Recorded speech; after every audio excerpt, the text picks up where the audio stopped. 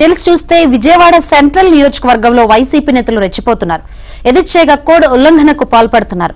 ఎన్నికల నిబంధనలకు విరుద్ధంగా ఇంటింటికి వెళ్లి స్టిక్కర్లు అంటించడం, మాజీ వాలంటీర్లతో డబ్బులు పంపిణీ చేయిస్తున్నారు. అదేమని ప్రశ్నించిన టీడీపీ నేతలపై దౌర్జన్యాలకు దిగడమే కాకుండా కౌంటర్ కేసులు పెట్టించి భయాందోళనకు గురి చేస్తున్నారు.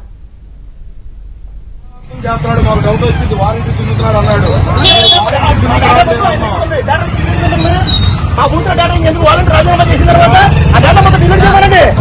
డిలీట్ చేసాం. ఫోన్ నెంబర్ ఉందా? ఫోన్ నెంబర్ డిలీట్ చేసాం. మరి ఫోన్ నెంబర్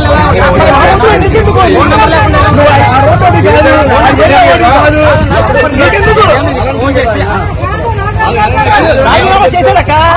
ఆ బూత్ లో తిరగచ్చు అక్క. నీకు చెప్పింది అర్థమైందా? ఈ బూత్ లో గంగాధరు విజయవాడ సెంట్రల్ నియోజకవర్గంలోని స్థానిక బర్మా కాలనీ ప్రాంతంలో నియోజకవర్గ టీడీపీ అభ్యర్థి బోండా ఉమా కుమారుడు బోండా రవితేజ టీడీపీ నేతలతో కలిసి నిన్న ఎన్నికల ప్రచారం నిర్వహించారు. అదే సమయంలో వైసీపీ మహిళా కార్యకర్తలు ఇళ్లకు స్టిక్కర్లు అంటిస్తూ ఇంటింటి ప్రచారం చేస్తుండడాన్ని గమనించారు.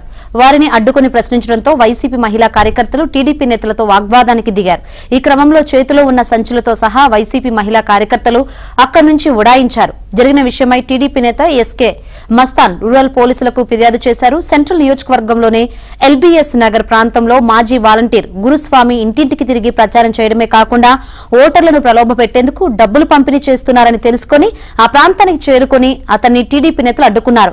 అదే సమయంలో మాజీ వాలంటీర్కు మద్దతుగా వచ్చిన వైసీపీ నేతలు టీడీపీ నేతలతో వాగ్వివాదానికి దిగారు. దీనిపై టీడీపీ నేతలు నున్నా రూరల్ పోలీసులకు ఫిర్యాదు చేశారు. వెల్లంపల్లి ఒత్తిడితో బోండా రవితేజతో పాటు మరికొందరిపై ఎస్సీ, ఎస్టీ, అట్రాసిటీ కేసులు పెట్టారు.